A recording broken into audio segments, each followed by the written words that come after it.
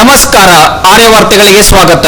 ಮುಖ್ಯಾಂಶಗಳು: 13ನೇ ವರ್ಷದ ಯುವ ಪ್ರತಿಭಾ ಪುರಸ್ಕಾರ ಹಾಗೂ ಉಪನ್ಯಾಸ. ವಾರ್ತೆಗಳ ವಿವರ. ಗಾಂವ್ಕರ್ ಮೆಮೋರಿಯಲ್ ಫೌಂಡೇಶನ್ ಬಾಸ್ಕೋಡ್ ಅಂಕೋಲಾ 13ನೇ ವರ್ಷದ ಯುವ ಪ್ರತಿಭಾ ಪುರಸ್ಕಾರ ಹಾಗೂ ಉಪನ್ಯಾಸ ಕಾರ್ಯಕ್ರಮ ಸಂಭ್ರಮದಿಂದ ನಡೆಯಿತು. ಅಂಕೋಲಾದ ಸತ್ಯಾಗ್ರಹ ಸ್ಮಾರಕ ಸಭಾಭವನದಲ್ಲಿ ಗಾಂವ್ಕರ್ ಮೆಮೋರಿಯಲ್ ಫೌಂಡೇಶನ್ ಬಾಸ್ಕೋಡ್ ಅಂಕೋಲಾ ಇವರ 13ನೇ ವರ್ಷದ ಯುವ ಪ್ರತಿಭಾ ಪುರಸ್ಕಾರ ಹಾಗೂ ಉಪನ್ಯಾಸ ಕಾರ್ಯಕ್ರಮ ಆಯೋಜಿಸಲಾಗಿತ್ತು. ನಂತರ ಯುವ ಪ್ರತಿಭಾ ಪುರಸ್ಕಾರ ನಡೆಯಿತು. ಅಡಿಗ ಪ್ರಾಸ್ತಾವಿಕ ಹಾಗೂ ಸ್ವಾಗತ ಈ ಫೌಂಡೇಶನ್ ಅಧ್ಯಕ್ಷರಾಗಿರುವಂತಹ ದೇವಾನಂದ್ ಗಾಂವ್ಕರ್ ಅವರಲ್ಲಿ ಕೇಳ್ಕೊತಾ ಇದೆ. ನ್ಯಾಯ ಪಂಚಾಯಿತಿ, ಗ್ರಾಮ ಸ್ವರಾಜ್ಯ ಹೀಗೆ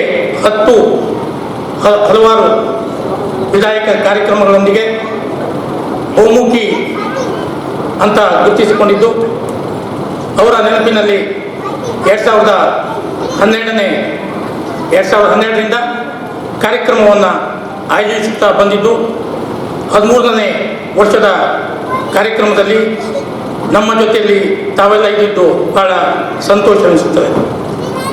ಆತ್ಮೀಯರೇ, ಈ ಒಂದು ಫೌಂಡೇಶನ್ ಕಳೆದ 12 ವರ್ಷಗಳಲ್ಲಿ 112 ಪ್ರತಿಭೆಗಳನ್ನು ಗುರುತಿಸಿ ಸನ್ಮಾನಿಸಿದೆ. ಅದರಂತೆ ಈ ವರ್ಷವೂ 10 ಪ್ರತಿಭಾವಂತರನ್ನು ನಮ್ಮ ಜಿಲ್ಲೆಯ ವಿವಿಧ ಕ್ಷೇತ್ರಗಳ ವಿವಿಧ ತಾಲೂಕುಗಳಿಂದ ಆಯ್ಕೆ ಮಾಡಿ ಈ ಒಂದು ವೇದಿಕೆಯಲ್ಲಿ ಅವರಿಗೆ ಪುರಸ್ಕಾರ ನಡೆಯಲಿದೆ. ರಾಜಕಾರಣಕ್ಕೆ ಬರುವುದಿಲ್ಲ, ಸಿನಿಮಾ ರಂಗಕ್ಕೆ ಹೋಗುವ ವಿಚಾರ ಮಾಡಿದಂಥ ತಮಾಷೆಗೆ ಅವರಿಗೆ ಹೇಳಿದೆ. ಯಾಕಂತ ಹೇಳಿದ್ರೆ, ಚಲನಚಿತ್ರ ನಟಿಯನ್ನು ಈ ಸಮಾರಂಭಕ್ಕೆ, ಈ ಕಾರ್ಯಕ್ರಮಕ್ಕೆ ಆಗಮಿಸಲಿಕ್ಕೆ ಇದಕ್ಕೆ ಒಂದು ಬಲವಾದ ಹಿನ್ನೆಲೆ ಇದೆ. ಆತ್ಮೀಯರೇ, ಹರ್ಷಿಕಾ ಪುಣಚ್ ಅವರು ಭುವನ್ ಫೌಂಡೇಶನ್ ಮೂಲಕ ಹಲವಾರು ವಿಧಾಯಕ ಕಾರ್ಯಕ್ರಮಗಳನ್ನು ಕೈಗೊಳ್ಳುತ್ತಾ ಇದ್ದಾರೆ. ಕೋವಿಡ್ ಅಂತ ಮಾಡಿರುವಂತಹ ಫೌಂಡೇಶನ್ ಅಧ್ಯಕ್ಷರಾಗಿರೋ ದೇವಾನಂದ್ ಗಾಂವ್ಕರ್ ಅವರಿಗೆ ಧನ್ಯವಾದಗಳು. ಹಾಗೆ ನಮ್ಮ ಕಾರ್ಯಕ್ರಮದ ಗೌರವಾಧ್ಯಕ್ಷರಾಗಿರುವಂತಹ ಗೋವಿಂದರಾಯ್ ಗಾಂವ್ಕರ್ ಇವರಿಗೆ ಛಾಯಾ ರಾಮ ನಾಯಕ್ ಇವರು ಪುಷ್ಪಗುಚ್ಛವನ್ನು ನೀಡಬೇಕು ಅಂತ ಕೇಳ್ಕೊಳ್ತಾ ಇದ್ದೀನಿ. ಜೋರಾದ ಚಪ್ಪಾಳೆಗಳಲ್ಲಿ.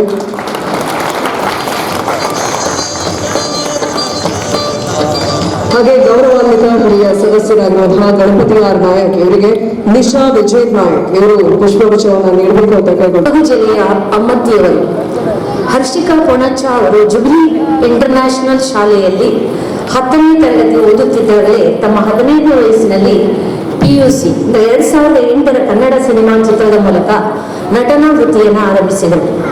10ನೇ ತರಗತಿ ಮುಗಿದ ನಂತರ ವೃತ್ತಿಪರ ಕೋರ್ಸ್ಗೆ ಸೇರುವ ಮೊದಲು 2 ತಿಂಗಳುಗಳ ಕಾಲ ನಿಮಗಾಗಿ, ಹೃದಯದಿಂದ ಮತ್ತು ಸರಿಗಮಪ ಅಂತಹ ದೂರದರ್ಶನ ಕಾರ್ಯಕ್ರಮಗಳಲ್ಲಿ ನಿರೂಪಕಿಯಾಗಿ ಕೆಲಸ ಮಾಡಿದರು.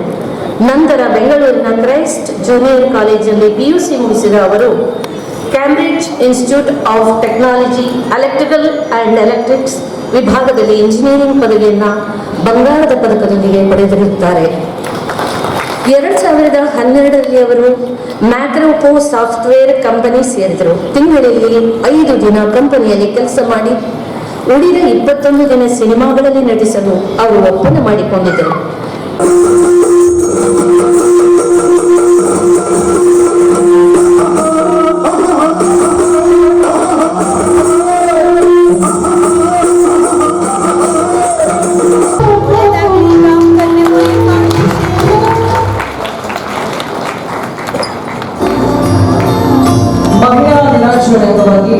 ದೀಪವನ್ನು ಬೆಳೆಸೋದ್ರ ಮೂಲಕ ಮನೆಗೆ ಬೆಳಕು, ಸಮಾಜಕ್ಕೆ ಜೋರಾದ ಚಪ್ಪಾಳೆಗಳಲ್ಲಿ ಇವತ್ತು ಒಂದು ಕಾರ್ಯಕ್ರಮದಲ್ಲಿ ಬಹುಮುಖಿ ಅನ್ನುವಂತಹ ಒಂದು ಪುಸ್ತಕ ಬಿಡುಗಡೆಯನ್ನ ನಟಿ ಹಾಗೆ ಭುವನ ಫೌಂಡೇಶನ್ ಸಂಚಾಲಕರಾಗಿರುವಂತಹ ಶ್ರೀ ಪೂರ್ಣಚ ಕಾರ್ಯಕ್ರಮದಲ್ಲಿ ಅದರ ಬಿಡುಗಡೆಗೊಂಡಿದ್ದಂತಹ ಪುಸ್ತಕವನ್ನ ಇವತ್ತು ಪರಿಷ್ಕರಿಸಿ ಇನ್ನಷ್ಟು ವಿಷಯವನ್ನು ಕ್ರೋಢೀಕರಿಸಿ ಬಿಡುಗಡೆಗೊಂಡಂತಹ ಈ ಹೊತ್ತಿನಲ್ಲಿ ದಿವಂಗತ ವಿಜಯ ನಾಯ್ಕರನ್ನ ನಾನು ಈ ಸಂದರ್ಭದಲ್ಲಿ ನೆನಪು ಮಾಡಿಕೊಳ್ತಾ, ನಿಮಗೆಲ್ಲ ಗೊತ್ತಿದೆ, ಆಗ ಆ ಪುಸ್ತಕ ಇಲ್ಲಿ ಕೆಲವರು ಆ ಪುಸ್ತಕವನ್ನು ಓದಿದ್ದೀರಿ. 168 ಪೇಜನ್ನ ಒಳಗೊಂಡು ಅದು ಚಿಕ್ಕ ಪುಸ್ತಕ ಆಗಿತ್ತು. ಮಾತಾಡ್ತಿರೋಂತ ಒಂದು ರೀತಿ ಇದು ಹೇಗಾಗುತ್ತೆ, ನಾವು ಕಾರ್ಯಕ್ರಮಗಳು ಹೋದಾಗ ಕನ್ನಡನೇ ಕೇಳಿಸಲ್ಲ, ಅರ್ಧಕ್ಕರ್ಧ ಬರೀ ಇಂಗ್ಲಿಷ್ ಇರುತ್ತೆ. ನಾನು ಬೆಂಗಳೂರಲ್ಲಂತೂ ಹೇಳದೆ ಬೇಡ, ಇಲ್ಲಿ ಒಂದು ಶಬ್ದ ನನಗೆ ಆಂಗ್ಲ ಭಾಷೆ ಕೇಳಿಸ್ಲಿಲ್ಲ. ಸೊ ಥ್ಯಾಂಕ್ ಯು, ನನ್ನನ್ನ ಇಂಥ ಒಂದು ಅದ್ಭುತವಾದ ಕಾರ್ಯಕ್ರಮಕ್ಕೆ ಕರೆಸಿದ್ದಕ್ಕೆ ದೇವಾನಂದ್ ಸರ್, ನಿಮಗೆ ದೊಡ್ಡ ದೊಡ್ಡ ಧನ್ಯವಾದಗಳು. ಈ ಒಂದು ಮಾತನ್ನ ಹೇಳ್ತಾ ನಾನು ನನ್ನ ಮಾತನ್ನ ಶುರು ಮಾಡ್ತೀನಿ. ವೇದಿಕೆ ಮೇಲಿರುವಂತ ಎಲ್ಲ ಗಣ್ಯರಿಗೆ ನನ್ನ ನಮಸ್ಕಾರಗಳು. ನಿಜವಾಗ್ಲೂ ನೀವು ಈ ಒಂದು ಸಾಹಿತ್ಯ ಕ್ಷೇತ್ರದಲ್ಲಿ, ಸಂಸ್ಕೃತಿಯ ಕ್ಷೇತ್ರದಲ್ಲಿ ಮಾಡಿರುವಂತ ಒಂದು 1% ಅಂತ ಇಲ್ಲ 1% ಅಂತ ಹೇಳಿದ್ರು ಅದು ತಪ್ಪಾಗಲ್ಲ. ಸಿನಿಮಾ ಕ್ಷೇತ್ರದಲ್ಲಿ ನಾನು ಕೆಲಸ ಮಾಡಿದ್ದೀನಿ.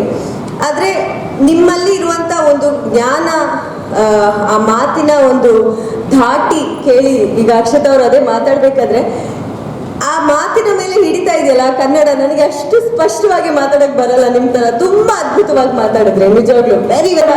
ಸೊ ಎಲ್ಲ ಕನ್ನಡಿಗರೇ ಒಂದು ಜೋರಾದ ಚಪ್ಪಾಳೆ ಹಾಕೋಲ್ಲ. ನನ್ನ ಒಂದು ಏನ್ ಹೇಳೋದು, ನನ್ನ ಒಂದು ಪಾಯಿಂಟ್ ಆಫ್ ವ್ಯೂ ಚೇಂಜ್ ಆಯ್ತು ಇಲ್ಲಿಗೆ ಬಂದ್ಮೇಲೆ. ಇಷ್ಟು ಸ್ಪಷ್ಟ ಕನ್ನಡ, ಇಷ್ಟು ಸಾಹಿತ್ಯದ ಮೇಲೆ ಹಿಡಿತ, ಆಮೇಲೆ ಈ ಬಹುಮುಖಿ ಅನ್ನೋ ಪುಸ್ತಕ ನಾನು ಈಗಷ್ಟೇ ನೋಡ್ತಾ ಇದ್ದೆ. ಎಂತ ಅದ್ಭುತವಾದ ಪುಸ್ತಕ. ಮೊದಲನೇದಾಗಿ ಗಾಂವ್ಕರ ಫ್ಯಾಮಿಲಿ ಎಲ್ಲರಿಗೂ ಒಂದು ಜೋರಾದ ಚಪ್ಪಾಳೆ.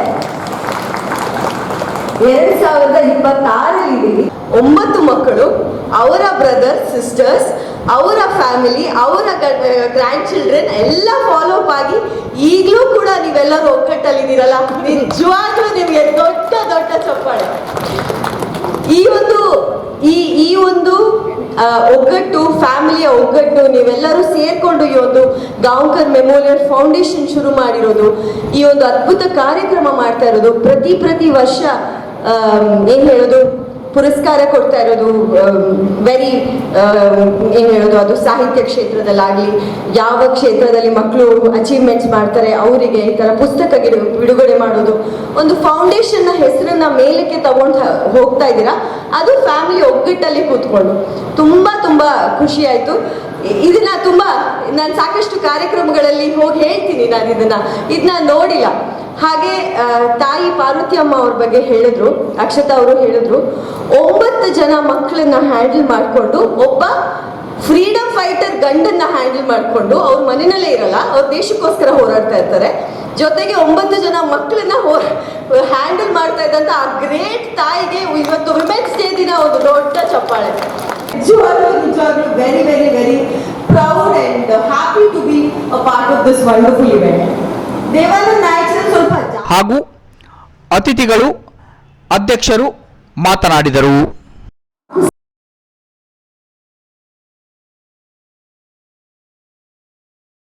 ನಾಳೆ ಪ್ರಸಾರವಾಗುವ ಆರ್ಯ ವಾರ್ತೆಗಳೊಂದಿಗೆ ಮತ್ತೆ ಭೇಟಿಯಾಗೋಣ. ವಂದನೆಗಳು.